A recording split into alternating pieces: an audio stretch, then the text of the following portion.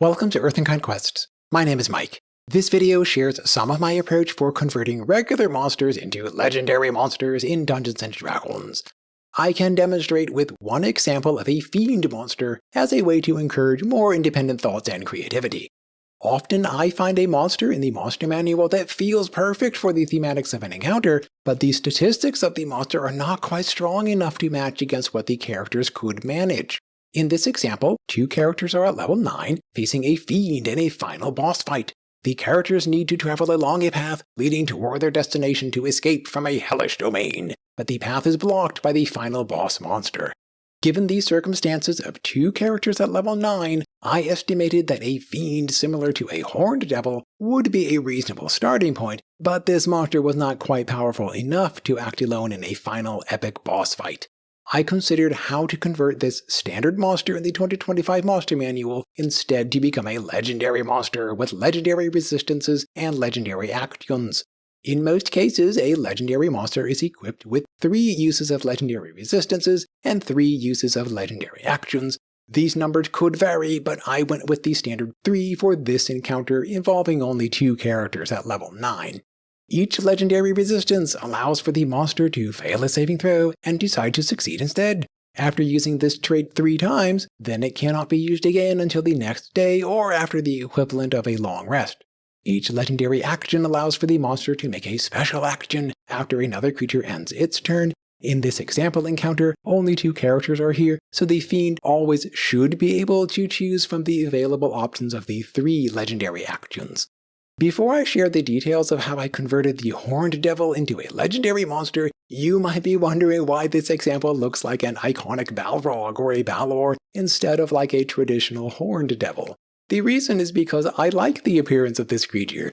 I interpret that the Archfiend of this hellish domain can create various aspects of itself that happen to look like Balrogs or Balors, but they use different statistics depending on the challenge level of the encounter. I can reinterpret some of the features of the Horned Devil as written in the Monster Manual instead to fit with the appearance of a Balrog or a Balor type of creature, and then I already am on my way toward converting this standard monster into a legendary monster. The Horned Devil can make an attack with a searing fork, inflicting piercing and fire damage, but I converted it into a searing sword that inflicts slashing and fire damage. The Horned Devil can hurl flame as a ranged attack out to 150 feet, and I used this part exactly as it was written, except that I described how the Fiend flicked its sword and launched out a ball of flame. The Horned Devil can use an infernal tail that can be serious if the target fails a dexterity saving throw. I converted the infernal tail instead to be an infernal whip with an extra long reach out to 60 feet, plus the ability to pull the target up to 30 feet closer back toward the Fiend. Already, this monster looks and feels different from the standard Horned Devil in the 2025 Monster Manual. I should mention that I recorded a demonstration of this encounter in a separate video. You can access it online in YouTube starting around the 23rd or 24th of January 2026. You can evaluate about the parts that were effective or ineffective with the legendary features. In the 2025 Monster Manual, a Horned Devil is a challenge rating 11 creature. It should be more than sufficient as a standalone boss fight monster against 2 characters at level 9. In my experience, though, the challenge needs to be higher when Dungeons & Dragons characters go into combat with all of their hit points, all of their power resources, and probably a little bit of preparation. Moreover, in a final boss fight encounter, I would want to make the combat unique and memorable with something extra beyond the standard monster as presented in the Monster Manual. At this point, I considered what the particular characters in this encounter might be capable of doing. These 2 characters are a Bladesinger Wizard and an Oath of Devotion Paladin at level 9. They are not fully optimized, they are not equipped with any magic items. Nonetheless, they are impressively powerful, especially if they can act together with teamwork. These 2 characters are strong with their spellcasting. The standard 3 legendary resistances might not be enough during this encounter to avoid succumbing to a command spell or to another shutdown effect. The base monster of the Horned Devil is equipped with magic resistance that grants advantage with saving throws against spellcasting and magical effects. When magical resistance is combined with legendary resistance, then this boss monster could be especially challenging against the spellcasters such as this Blazinger and the Paladin in this example. The power level felt about right, but it might not be suitable in other cases. If the boss monster would be exposed to 3 or more saving throws during one round of combat, then I would increase the numbers of legendary resistances. I might consider to add spellcasting options with legendary actions, for instance with access to high-level upcasting of Dispel Magic. I evaluated that the legendary version of the Horned Devil could defend reasonably well against most of the expected spellcasting shutdown effects. I was concerned, though, about how this boss monster could adjust with the superior mobility options of these two characters. The Wizard and the Paladin could use flight and teleportation to circumvent this encounter entirely, without any challenge whatsoever. They could move along the path or bypass the path on their way toward their destination. The Fiend might be unable to perform its mission of blocking the path. One way of managing this issue is for the boss fight monster to hold a key or another object that the characters will need to obtain in order to complete their journey. I decided not to use this option for the current example encounter, but I do recommend it in most cases. In this path-blocking encounter, I interpreted that the characters cannot stray more than 60 feet outside the corridor of this pathway, or else their souls automatically will be captured and sent back to the beginning of the path, starting the journey all over again. If you will want to do something similar in your games, then I can suggest for the characters to witness how another person strays off the path and ends up going back to the beginning. Maybe the characters can meet other lost souls trying to make this journey, telling the tales about how they strayed off the sides or fell down through one of the gaps between the floating rock formations of the path, resulting in a repetition of the pathway journey again and again. Oddly enough, this part did not actually become relevant in my test demonstration of the encounter. Along this path, the floating rock formations are at different elevations, and they include various gaps between them. In this way, the Paladin's otherworldly steed could be helpful, but it would need to jump over multiple gaps.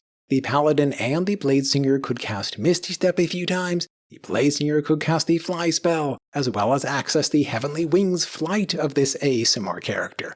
The Wizard could cast Thunderstep to teleport, along with the Paladin. The physical arrangement of the path imposes some constraints on the mobility of the characters, but still the boss fight monster would need to be able to access equal or preferably greater mobility. This monster's purpose is to block the path. Accordingly, it needs to be able to move rapidly into any location where the characters might move. The Horned Devil is equipped with 60 feet of flight. This mobility is a good starting point, but it is not quite enough when considering what the Bladesinger and the Paladin are capable of doing. Moreover, the Bladesinger Wizard could cast Wall of Force, trapping the Fiend inside here for the duration, effectively ending the encounter. The spell of Wall of Force, as written, does not allow for a saving throw to avoid becoming trapped inside it.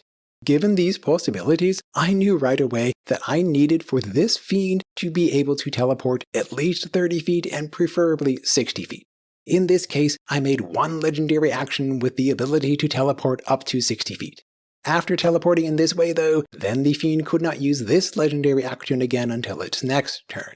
Now I needed to decide about another 2 options of legendary actions. Often I grant a defensive option of a legendary action, such as with regenerating hit points, creating a shield of temporary hit points, or spellcasting with Cure Wounds upcast at a higher level. This option did not seem necessary in this particular encounter. The base monster of the Horned Devil comes with 199 hit points. This amount should be reasonable against these 2 characters at level 9 without needing any extra help through legendary actions. Another option with a legendary action is to control the battlefield, such as with creating physical barriers or magical areas of effects. In this case though, I preferred for the environment itself to impose some restrictions on the movements of the characters, and then the boss monster could use its mobility and other features to control the battlefield. The boss monster could fly 60 feet, teleport as a legendary action, it could use melee contact and ranged distance attacks. Potentially the Infernal Whip could pull a character closer toward the Fiend. Given these considerations, I decided that the teleportation option was sufficient without needing another option of a legendary action for battlefield control. Instead, the remaining 2 legendary actions could be about inflicting extra damage against the characters. If these damage-oriented features happened to include areas of effect, then they could create incentives for the characters to move apart from each other and to avoid being clustered together as a kind of battlefield control.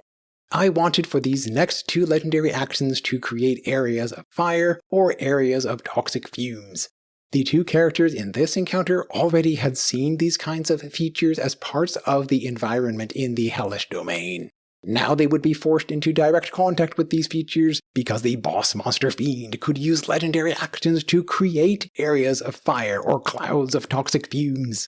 For these 2 options of the legendary actions, the basic approach is for the boss monster to select a point within 60 feet of itself as the center of the area of effect. The effect then fills a space with a radius of 10 feet. In most cases, the 2 characters in this example both will be within the area of effect, especially when they are trying to cluster together with the paladin's aura of protection or with other reasons to be close with each other. The legendary action of the Fire Eruption automatically causes 2d8 fire damage to any creature within its space. The legendary action of the Toxic Fumes allows for a Constitution saving throw. Upon a failure, a creature suffers 2d6 poison damage and becomes poisoned until the end of its next turn. The poison condition imposes disadvantage on attack rolls and ability checks. With a successful saving throw, a creature suffers only half of the 2d6 poison damage and it is not poisoned. Notably, the Fiend boss monster, just like most fiends in Dungeons & Dragons, happens to be immune to fire damage, and the poison condition. The Fiend does not care about including itself within these areas of effect of its legendary actions. The amount of damage might seem too small, but it is automatic.